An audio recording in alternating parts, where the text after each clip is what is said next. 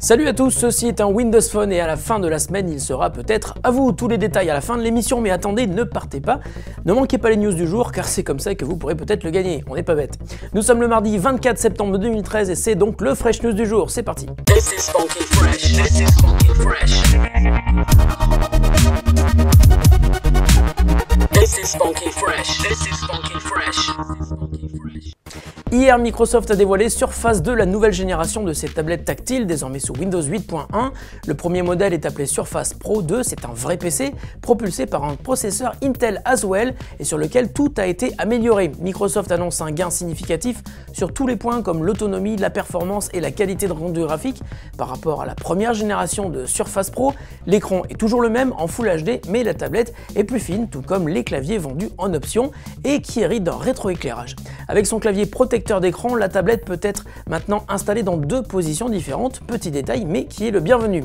Surface Pro sera dispo le 22 octobre pour 879 € en version 64 Go et vous pourrez même gonfler la config pour aller jusqu'à 512 Go de stockage. Quant à la version simple tablette appelée Surface RT qui nécessite d'y installer des applications trouvées sur le Windows Store, celle-ci évolue aussi et devient Surface 2 qui à son tour subit une cure de jouvence, d'amincissement et un gros coup de boost en passant au processeur Nvidia Tegra 4. Elle propose Office 2013 avec Outlook et sera elle aussi dispo dès le 22 octobre au tarif de 439 €. Et si vous n'avez jamais essayé une tablette Surface, prenez le temps de la tester, vous serez surpris, la finition est excellente et ces nouvelles versions devraient cartonner. CyanogenMod est une version très améliorée de Android qui peut être installée sur bon nombre d'appareils du marché, à condition de s'y connaître un minimum. Une fois installé en remplacement de votre système Android d'origine, il vous propose en effet une expérience bien plus riche et performante que les surcouches habituelles installées par les constructeurs et vous permet surtout d'accéder à des réglages non disponibles sur une version Android de base. S'il a toujours rimé avec hacking de smartphones Android, CyanogenMod est sur le point d'acquérir une respectabilité puisque l'équipe de hackers qui l'a développé a présenté hier le tout premier smartphone livré d'origine avec CyanogenMod. Il s'appellera N1, sera construit par le chinois Oppo et se présente comme un appareil plutôt musclé. On note ainsi un écran Full HD de 5,9 pouces, un processeur Snapdragon 600 quadruple cœur et un système d'appareil photo réversible de 13 mégapixels, vous permettant donc de vous prendre en photo en 13 mégapixels grâce à la caméra qui peut être utilisée à l'arrière comme à l'avant. Pas un mot en revanche sur la disponibilité en France ou un prix de vente, mais dès que nous en saurons plus, vous serez évidemment les premiers avertis. Nous l'avions soutenu dès ses débuts en 2012 et nous avons suivi sa progression avec attention. Elle, c'est Edijing, une application de mix social, sortie tout d'abord sur iPhone et disponible sur Android et tablettes Windows 8 depuis quelques mois.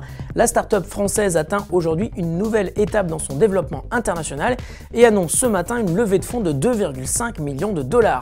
Si vous ne connaissez pas Edijing, cette appli vous permet de mixer vos morceaux de musique préférés sur des platines de DJ virtuelles. Vous pouvez donc mixer comme un vrai DJ et ajouter des effets, scratcher, boucler, triturer le son dans tous les sens. Vous pourrez ensuite enregistrer vos performances et les partager avec vos amis.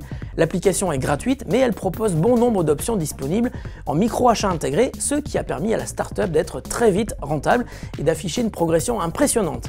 Edijing est régulièrement numéro 1 des applis de musique un peu partout dans le monde et a reçu le soutien de Facebook et de Microsoft, rien que ça, que ce soit sur Windows 8, iOS ou Android. Et si vous aimez la musique, je vous invite à essayer Edijing, vous ne pourrez bientôt plus vous en passer. Bravo à Jean-Baptiste et à toute son équipe.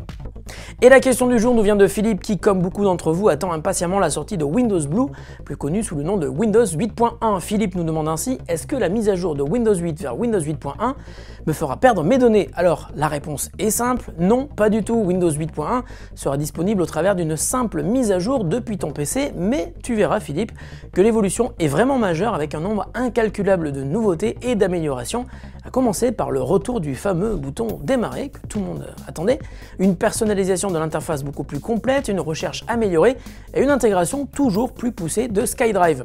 Windows 8.1 sera disponible gratuitement en téléchargement dès le 18 octobre. Fresh News, c'est fini pour aujourd'hui, mais attendez, rien n'est jamais vraiment terminé. Cette semaine, nous allons vous faire gagner un Windows Phone Nokia 701, le voilà. Pour le gagner, il faudra être attentif à toutes nos émissions et on vous posera une question vendredi. Salut à tous, bonne journée et à demain.